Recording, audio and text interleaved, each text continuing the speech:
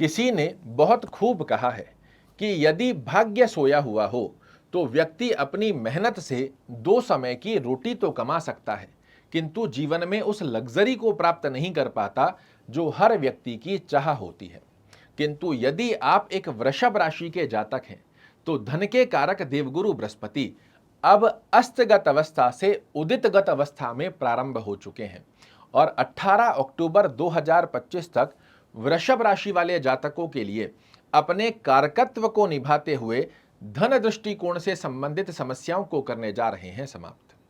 जी हां, वृषभ राशि वाले जातकों के लिए वर्तमान समय में देवगुरु बृहस्पति आपके धन भाव में बने हुए हैं और आपने कभी ना कभी सुना होगा कि देवगुरु बृहस्पति धन के कारक ग्रह होते हैं और धन कारकत्व ग्रह यदि धन भाव में विराजित हो और अस्तगत अवस्था में पिछले समय में सूर्य महाराज ने इन्हें अस्त किया हुआ था, अब ये आपके लिए उदित अवस्था में आ चुके हैं और 18 अक्टूबर 2025 तक की स्थिति में धन के कारक देव धन भाव में उदितगत अवस्था लेकर वृषभ राशि वाले जातकों के लिए धन से संबंधित रुके हुए कार्यों को पूर्ण करेंगे। उधर से दूसरी अवस्था के अंदर शनि महाराज की स्थिति का योग बेहद सुंदर स्वरूप में आपके लिए रिजल्ट बनाकर देने वाला है। यहाँ एक बहुत सुंदर गतिविधि आपके लिए वृषभ राशि वाले जातकों के लिए बन रही है। देवगुरु बृहस्पति मिथुन राशि में है,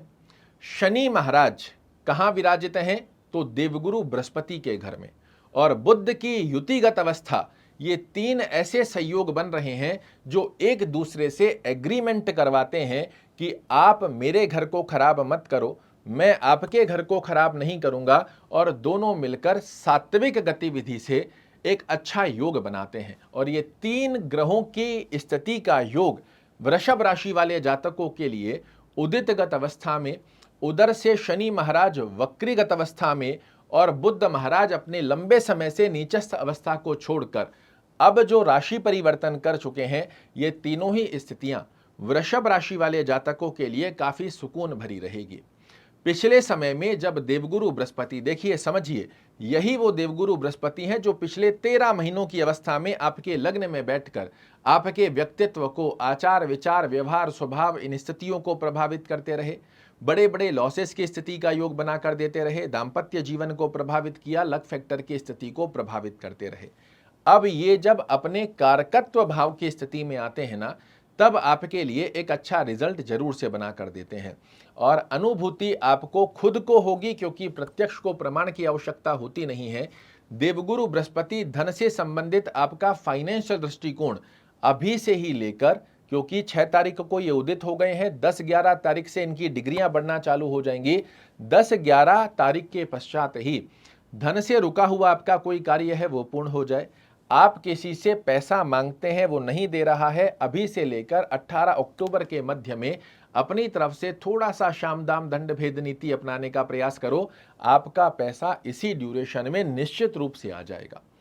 आपको यदि लोन के लिए अप्लाई किया हुआ है, फाइल अटक रही है, ये इस ड्यूरेशन में आपके पक्ष में बनकर आएगा। आपके हाथ में प्लानिंग बनी हुई है कि मेरा ये कार्य मुझे इस तरीके से पूर्ण करना है, सिर्फ ये जो पैसा मेरा अटक रहा है ये आ जाए तो मेरा ये कार्य हो जाएगा, या फिर मैं कोई प्रॉपर्टी खरीदना बेचना चाह रहा हूँ, ये प्रॉपर्टी अगर मेरी मिल जाए तो इस प्रोजेक्ट के अंदर मैं पैसा लगाकर इस कार्य को बहुत अच्छा कर सकता हूँ। ये सब कार्य जो फाइनेंस से रिलेटेड अवस्था में बने हुए हैं, इनका बड़ा सुंदर योग आपके लिए निर्मित होता हुआ पाया जा रहा है। उधर से 13 तारीख को शनि महाराज वक्रगत अवस्था में भाग्य का साथ आपके लिए जोड़ेंगे,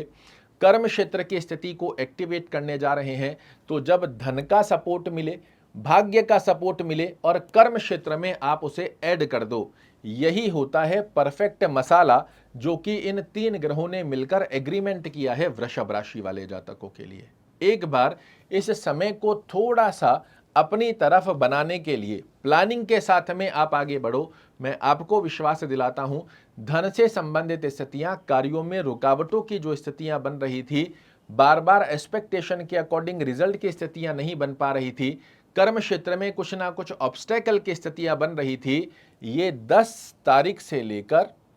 18 अक्टूबर के ड्यूरेशन में आपके उन बड़े कार्यों को आप अपने जीवन में पूर्ण होते हुए पाए जाएंगे जिनका काफी समय से आप इंतजार कर रहे थे, और फिर आप कहने पर मजबूर हो जाओगे कि आधा साल तो नहीं किंतु बचा हुआ साल बन गया मेरे लिए बेमिसाल।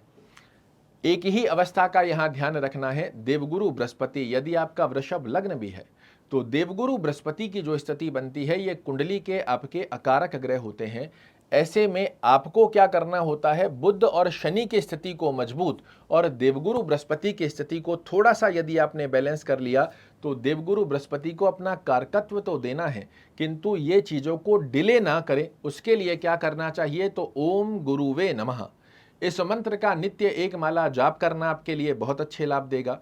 विष्णु सहस्त्र नाम का पाठ अगर करना संभव ना रहे तो इसे सुनिएगा जरूर से, सुनने मात्र से आपके लिए बड़े अच्छे लाभ निकल कर आते हैं।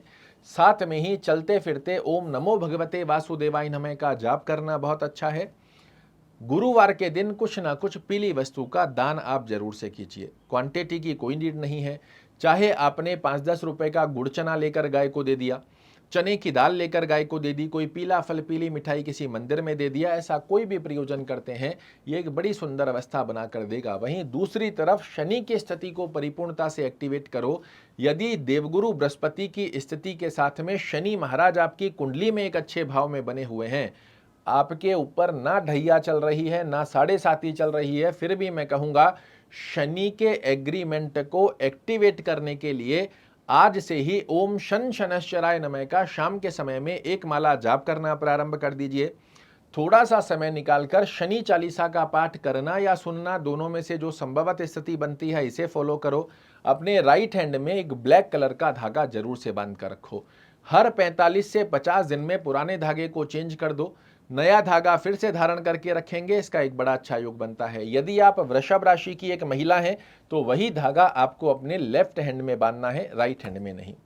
एक शनि महाराज की स्थिति यदि आपकी कुंडली में अच्छे भाव में बनी हुई है, 6-8-12 में नहीं है, नीचस्थ अवस्था में नहीं है, तो यही वो राइट समय है जहां शनि का स्टोन काका नीली या फिर नीलम धारण कर कर आप इस एग्रीमेंट को एक्टिवेट करते हुए आधे साल को बना सकते हो बेमिसाल। किंतु फिर भी मैं कहूंगा किसी अच्छे विद्वान को अपनी कुंडली का एनालिसिस करवाने के पश्चात ही आप स्टोन धारण कीजिएगा, ऐसे मत कीजिए। गुरु का जाप शनि के जाप के साथ में ही विष्णु सहस्त्र नाम और शनि चालीसा का पाठ करते हुए, गुरुवार के दिन पीली वस्तु का दान करते हुए, इस अवस्था में उदितगत अवस्था में जब आप अपना कर्म क्षेत्र को एक गोल स्वरूप में साधने का प्रयास करोगे, सफलता मिलना तय है और निश्चित रूप से कहोगे कि आधा साल बन गया है मेरे लिए बेमिसाल। आशा करता हूं